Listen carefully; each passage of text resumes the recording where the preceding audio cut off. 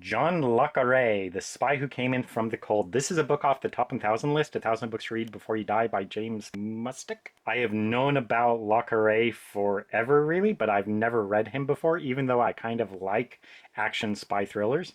My first thought reading the book is that the writing seems very much like my idol, Clive Cussler. Clive Cussler's writing just seems very much like John Le Carre. Like his style, his description, his use of dialogue and all that, they just seem very similar to each other. So reading Le Carre was like reading a Clive Cussler book, which to me is pretty high praise because Cussler was my favorite writer of all time for a long while. And so reading Le Carre, it's kind of like I could see that, oh, I could see how this may have inspired partly Clive Cussler. And since Clive Cussler inspired me, it's kind of like, meeting someone who inspired the person who inspired me. So I didn't know anything about the book. I'd never seen any movies based on John Le Carre's books, so I didn't know anything about it. And as I was reading, I liked it pretty well. Now, kind of in hindsight, there's nothing especially good about the writing, like the characters, the characterization. I wouldn't really say the plot so much, but I mean,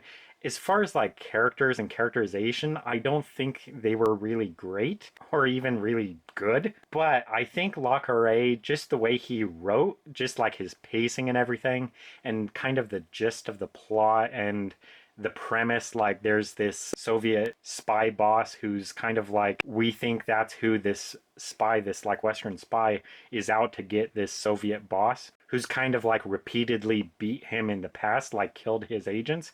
And so now this Western spy wants revenge against that Soviet spy boss. And so that seems like it's a very good subject for a plot.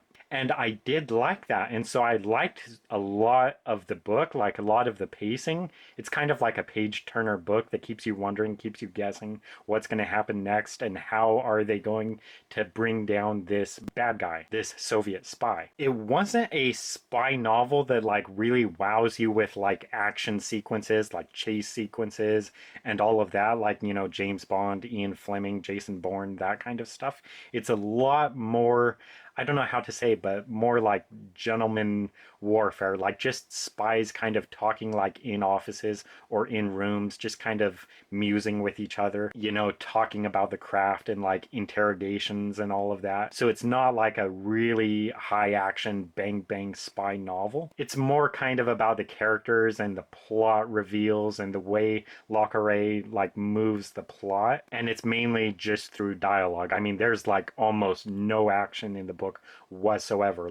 All the action is just by dialogue and narration. So there's really no fight sequences. There's really no gun battle sequences. There's no high speed chases. There's no massive break-ins or whatever. And so anyway, I was liking the book for the most part, and I was really thinking okay, I'm probably going to give this maybe a 4 or a 5-star rating. And something that was really cool to me is just I think the day after I started reading The Spy Who Came In From the Cold, I saw at the bookstore we had a signed book by John Le Carre, and I've always been looking for signed books by him. And so the day after I start reading his book, we get a signed book by him. So right away, I was I need it. And it wasn't very expensive at all either. I think I may have paid 20, maybe $40 for it, which for me is a steal. And so I was super thrilled to get that. And I thought okay, I'm definitely going to give this book a 5-star rating. And really it would have came down to the ending. And I didn't think the ending could disappoint me. I thought okay, the ending's going to go a certain way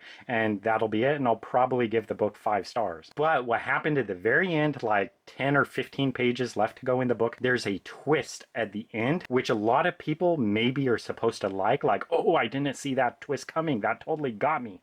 And no, I didn't see that twist coming. So I'll admit that. But I hated the twist at the end. And I don't want to get into it. I mean, if you've read the book or if you look it up, you could find out the twist for yourself. But I absolutely hated that ending. I hated that twist.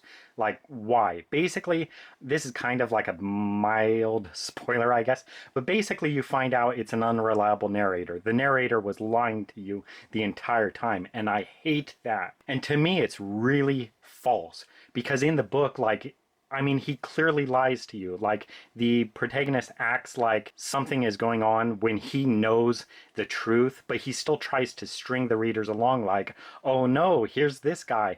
But if he actually knows the truth, he's not worried about that at all. It's all part of the plan. But he makes you think, like, uh-oh. And so I just absolutely hated that. I hated the ending so much. And I hated it so much, I decided to quit the book with like 5 pages left to go. I was just so disgusted with that plot twist at the end. I hated it so much.